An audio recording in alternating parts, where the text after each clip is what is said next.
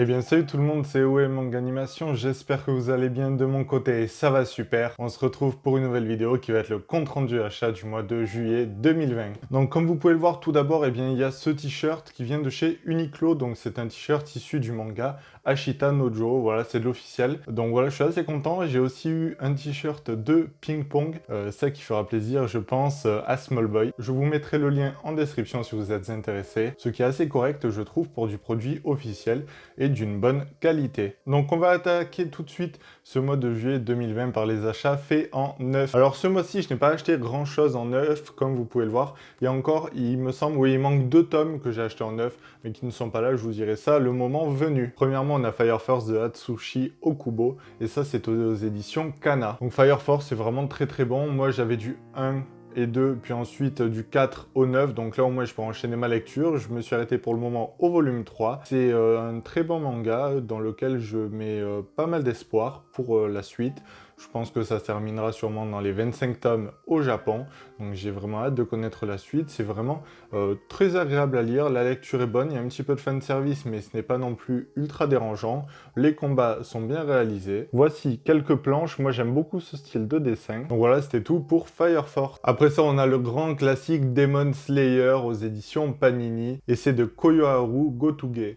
Donc franchement, ça c'est toujours aussi bon. Ce volume 9 m'a fait extrêmement plaisir parce qu'il continue bien le volume 8, on passe un petit peu à autre chose, on change de thème. L'histoire est quand même bien relancée, il y a toujours de nouveaux démons qui apparaissent. L'introduction de nouveaux piliers, c'est toujours très intéressant à lire. C'est un manga que j'apprécie beaucoup. Ensuite, on a le volume 7 de l'excellentissime Tokyo Revengers, et ça c'est aux éditions Glénat et c'est de Ken Wakui. Toujours aussi bon, un des meilleurs Furio que j'ai pu lire, sachant que j'en ai quand même lu plusieurs. C'est pas un Furio classique vu qu'il y a une histoire de retour dans le passé pour sauver des gens, prendre le contrôle. C'est un manga que j'apprécie énormément par son style de dessin, son scénario, les personnages qui sont tous très charismatiques, et j'attends avec grande impatience le volume 8. On continue avec un manga qui me fait extrêmement plaisir aussi, il s'agit de Rikudo et son volume 21. Donc chez moi j'ai le volume 20, c'est pour ça que là je vous le présente pas dans la vidéo, mais j'ai bien rattrapé mon retard. La série s'est terminée en 23 volumes au Japon. Donc ça c'est aux éditions Kaze, c'est de Toshimitsu Matsubara. C'est un excellent manga de sport sur la boxe. Le style de dessin est magnifique, je vais vous montrer quelques planches. Bon, je regarde pas trop parce que j'ai pas trop envie de me spoil non plus, mais si vous aimez les mangas de sport, et puis même si vous ne connaissez rien à la boxe, et que vous aimez quand même voir de jolis dessins avec un bon scénario, une histoire quand même assez violente qui n'est pas à mettre entre toutes les mains, mais dès que vous êtes quand même, je pense, assez mature, vous pouvez bien lire Rikudo et prendre conscience de l'ampleur de cette œuvre. Maintenant, on va passer à tout ce qui est occasion. Il y en a pas mal. Je n'ai pas eu le temps de tout lire. Je préfère vous prévenir avant. Mais si je l'ai lu, je vous donnerai mon avis dessus. Premièrement, on a les 7 premiers tomes de Black Clover. Il n'y a pas le 6 parce que je suis en train de le lire. Donc j'ai attaqué ma lecture. J'avais du 7 au 19. Donc ça me fait le 7 en double. Mais bon, ça, c'est pas grave. Donc c'est vraiment très agréable aussi comme lecture.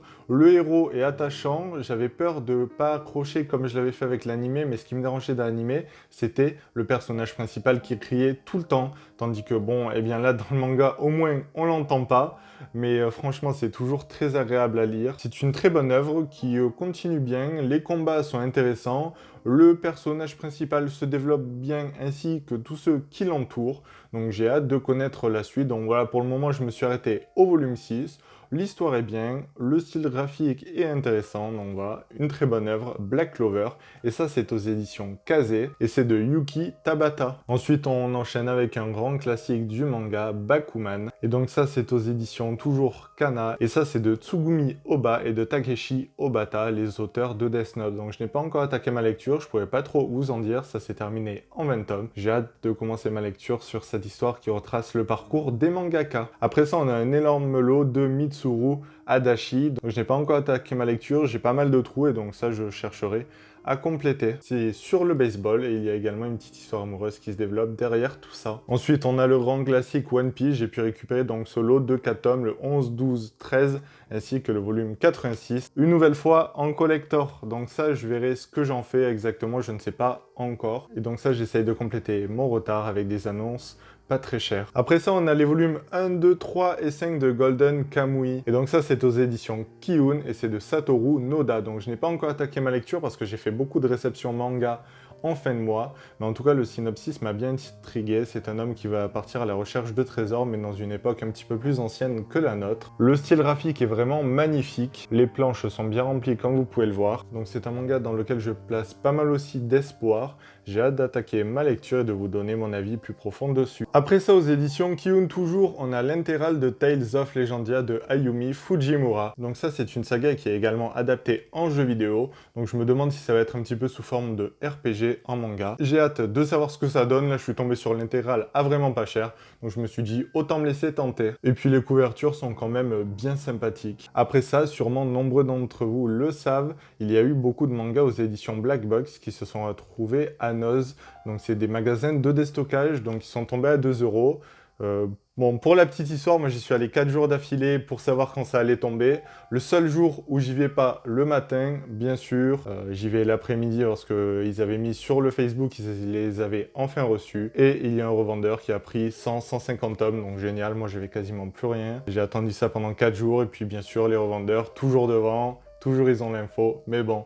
On va pas s'en plaindre non plus, c'est la loi du plus fort quoi. Donc j'ai pu récupérer quelques tomes et également dans une boutique d'occasion près de chez moi où j'avais des bons d'achat, j'ai pu en récupérer d'autres, donc je vais vous montrer ça en détail. Premièrement, j'ai pu récupérer les volumes 2 et 3 de Togari Shiro, donc ça je n'ai pas encore pu attaquer ma lecture vu que je n'ai pas le premier, c'est une série en 3 tomes. Après ça, toujours une série en 3 tomes, Flat Out, là c'est le premier tome, donc je pourrais le lire et me faire mon avis dessus. Ensuite, on a le one-shot sur la vie de Raphaël, je sais pas du tout ce que ça va donner, mais bon, je l'ai pris, c'est un one-shot, au moins je pourrais me faire mon avis dessus. Et du coup, dans la boutique d'occasion près de chez moi, j'ai pu récupérer l'intégrale de Insomnia en 2 tomes, donc ça je suis assez content, c'est un petit peu de l'horreur. Comme vous pouvez le voir, le prix était assez correct, 5 € le tome, moi j'avais des bons d'achat, donc je les ai pas payés. Franchement, ça me fait bien plaisir de rentrer cette série-là, que j'ai hâte de lire. Après ça, pour rester dans le grand format, j'ai pu récupérer aux éditions Imo Notre Ikari Club. Donc ça, je l'ai lu et j'ai bien accroché. Je me suis même pris le second tome sur la Fnac parce qu'il ne restait plus que 2 exemplaires. Donc je suis assez content.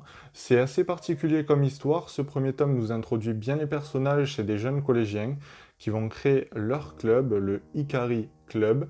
Et dans ce groupe-là, il y en a un qui les rejoint et ce mec est super intelligent. Il va vouloir créer un robot pour conquérir le monde, et donc ils vont avoir l'objectif de ne jamais grandir, tout ça, donc c'est assez particulier, mais j'ai quand même hâte de connaître la suite en lisant le volume 2. Et on termine par la plus belle pièce que j'ai pu rentrer ce mois-ci, il s'agit d'un des volumes de Junji Ito, Le Mort Amoureux, donc je n'ai pas payé au prix de sa cote, je l'ai payé une quinzaine d'euros, frais de port compris, donc j'étais assez content, et encore, bien sûr, il y en a d'autres qui me sont passés devant, la vendeuse qui réserve pas l'annonce, enfin bref.